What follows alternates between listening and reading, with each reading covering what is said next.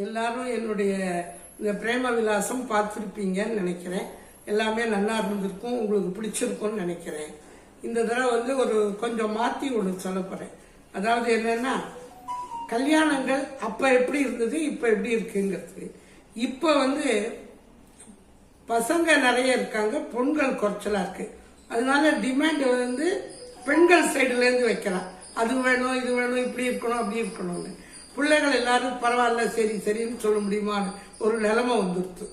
அப்ப நான் சொல்றது 1945 46 அந்த மாதிரி டைத்துல பெண்கள் ஜாஸ்தி இருந்தா பிள்ளைகள் கம்மி.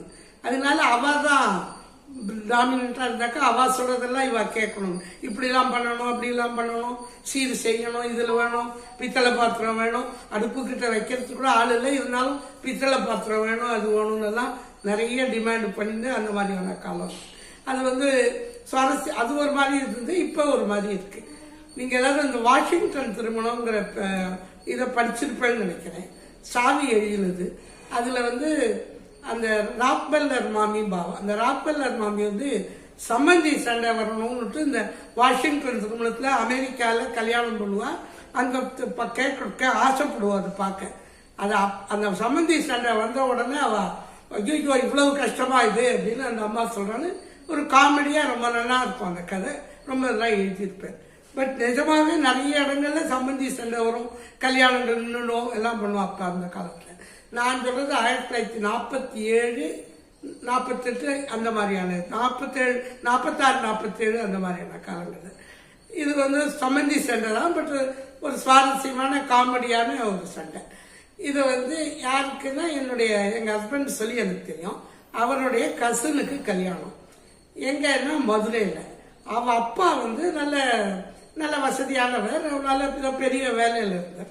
அவர் பொண்ணுக்கு கஷ்டப்பட்டு வரணும் கட்டினார். நிறைய பசங்க அது இதெல்லாம் ரிஜெக்ட் ஆயிடுச்சு. அப்புறம் ரொம்ப கஷ்டப்பட்டு ஒரு பொண்ணை ஒரு பையனை ஃபிக்ஸ் பண்ணி கல்யாணம் பண்ண நிச்சயம் பண்ணியிருந்தார்.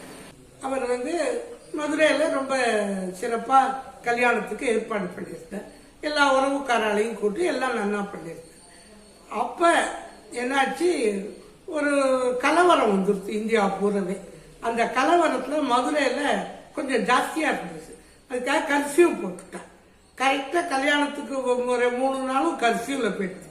அவருக்கு என்ன பண்றதுன்னே புரியல. ஏன்னா 10 பேருக்கு மேல சேரக்கூடாது, 6 மணிக்கு மேல போகக்கூடாது, கடையெல்லாம் கிடையாது. ரொம்ப கஷ்டப்பட்டு அப்புறம் அவர் கலெக்டர்கிட்ட போய் சிபாரிசு பண்ணி அந்த பர்மிஷன் எல்லாம் வாங்கிட்டு வந்தார். இல்லைன்னா கல்யாணத்தை நிறுத்த முடியாது, எல்லாரும் வந்துட்டாங்க. அவர் கலெக்டர்கிட்ட பர்மிஷன் வாங்கியிருந்தார். கலெக்டர் என்னன்னா, மத்தியானம் 3 மணிக்கு மாப்பிள்ளை எடுத்து வச்சுக்கணும், 6 மணிக்கு மேல யாரும் வெளியில போகக்கூடாது, வீட்டுக்குள்ள அந்த கல்யாண மண்டபத்துல என்னென்ன ஃபங்க்ஷனோ அதெல்லாம் பண்ணிக்கோங்க, யாரும் வெளியில எல்லாம் வரக்கூடாது, இது பண்ணக்கூடாதுன்னு அது கர்ஃபியூ கூடான எல்லா இதையும் அவர் சொல்லியிருந்தார். இவன் 3 மணிக்கு மாப்பிள்ளை எடுப்பு. மே மாசம் வெய்யல், தக தகன்னு மதுரை கண்ணகி எரிச்சா மாதிரி எரிஞ்சுன்னு கிடக்கு. அப்ப அந்த பையனை கோட்டெல்லாம் போட்டுக்கிட்டு அந்த வெயில் கார் லைஷன் வந்தா பின்னாடி சம்பந்தி அவ எல்லாரும் வருவா 10 பேர். அவ எல்லாருக்கும் செருப்பு இல்லைன்னா கோவில்ல இருந்து வரதுனால அவ எல்லாரும் அப்படியே துடிச்சு போய் ஆடிட்டு பண்ணிட்டு அப்படியே கஷ்டப்பட்டுன்னு வந்திருக்கான். இந்த பையனுக்கு வேர்த்து கொட்டி இருக்கு, கையில பூச்சண்டியை வச்சுட்டு மல்ல வந்திருக்கு. அந்த மண்டபத்து வாசல்ல நின்று இருக்கான். அப்ப இவருக்கு மாமா தான், அந்த பொண்ணுக்கு மாமா, இவருக்கு மாமா. அவர் நல்ல பெரிய போலீஸ்ல நல்ல வேலையில இருந்தார். அவர் இந்த வெத்தலைபாக்கு புகையில போட்டுப்பார். அது மாதிரி அவர் மாடியில் உட்காந்து வெத்தலைபாக்கு புகையில போட்டுட்டு இருந்திருக்கார். கீழே யார் வரா என்னன்னு கவனிக்காத பக்கத்துல துப்பி இருக்கார். கரெக்டா இவர் துப்பவும் அந்த பையன் கார்ல இருந்து மாப்பிள்ளை பையன் இறங்கவும் ஒரே லெவலா பிடிச்சு. அவன் மேலெல்லாம் ஒரே வெத்தலைபாக்கு புகையில ஒரே சிகப்பு. ஒசர பார்த்துட்டு அந்த பையன் விற்கோச்சுட்டான். கூட வந்தவ எல்லாரும் நல்லா இருக்கு, மரியாதை இல்லை, இது இல்லை, இந்த மாதிரி துப்பால வேண்டியது இல்லை, இந்த கல்யாணம் போலாம் நம்மள. உடனே இந்த பையன் கோச்சுன்னு சரின்னு அவ கூட கிளம்பி போயிட்டோம். அதுக்குள்ள மாமாவுக்கு தெரிஞ்சு படுத்து உள்ள மண்டபத்துல இருந்தா அவ அப்பாக்கு அம்மாக்குலாம் தெரிஞ்சு போச்சு. எல்லாரும் ஒடிந்தா ஐயோ அதெல்லாம் இல்லை, நிறுத்தாதுங்க நடிச்சிடாதுங்க. அவ கொஞ்சம் தூரம் போனோடனே போலீஸ்காரன் பிடிச்சிட்டான். என்னது ஒரே உடம்பெல்லாம் சேஃபாகவும் இருக்கு, நீங்க 10 பேர் ஒன்னா சேர்ந்து போறேன்னு, ஏன்னா போகக்கூடாது இல்லையா கர்ஃபியூல, என்ன இதெல்லாம் விசாரிக்க ஆரம்பிச்சோம். அப்புறம் மாமாவை ஓடி வந்து அவரே போலீஸ்ல இருந்ததுனால அதெல்லாம் ஒண்ணும் இல்லை, சம்பந்தி தான் நாங்க தப்பா விட்டு மாமா காலெல்லாம் விழுந்து தயவு செஞ்சு மன்னிச்சுக்கோங்க, நாங்க ஒசரம் இருந்து கவனிக்காது தப்பினது ரொம்ப தப்பு தான், அதுக்காக பொண்ணெல்லாம் நீங்க நிராகரிச்சுட்டுலாம் போனா கஷ்டம், நாங்க ரொம்ப கஷ்டப்பட்டு கல்யாணம் பண்றோம். அப்புறம் அந்த பையன் அவரு சரி போனா போகுது அப்படின்னு உள்ள வந்துட்டு அப்புறம் இந்த கல்யாணம் ஓரளவு நடந்தது.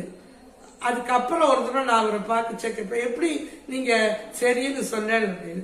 அதுக்கு அவர் வெகண்டியா சொல்லுவார், உங்க நாட்டனார் பாடினா அம்பானி இறங்காவலில் இனி புகழ் ஏதுன்னா, அதனால நம்மளை விட்டா அப்புறம் அவளுக்கு மாப்பிள்ளை கிடைக்கிறது கஷ்டம்னு நான் அவளை சரின்னு ஒத்துன்னுட்டேன். இந்த மாதிரி ஜோக்காவும் இருக்கும், ஆனா இந்த மாதிரி நிலைமையில அவ ரொம்ப எப்படி கஷ்டப்பட்டு இருப்பான்னு நமக்கு ஒரு இதுவும் இருக்கும்.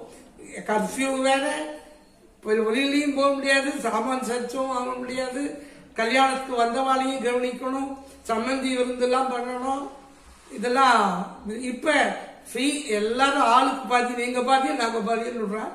அதனால பொண்ணாத்துவாவும் பிள்ளையாத்துவாலும் அக்கடான்னு ஃப்ரீயா இருக்கா. முதல் நாள் ரிசப்ஷன்ல இவாளும் வரா அவளும் வரா. சாப்பாடு வந்து சமயக்காரன்ட்ட விட்டுடுறான், அவனே எல்லாரையும் உபச்சாரம் பண்ணி சாப்பாடு போட்டு விடுறான். யார் யார் வராளோ அவ எல்லாருமே அவன் தான் வாங்கோன்னு உள்ள விட்டு போட்டு விடுறான். அப்ப அப்படி கிடையாது, ஒரு வேளைக்கும் போய் சம்மந்தியை கூட்டுன்னு வந்து அவ சாப்பிட்டு அப்புறம் தான் பொண்ணாத்வா சாப்பிடணும். இந்த மாதிரி எல்லாம் நிறைய கண்டிஷன்ஸ் இதெல்லாம் இருந்தது.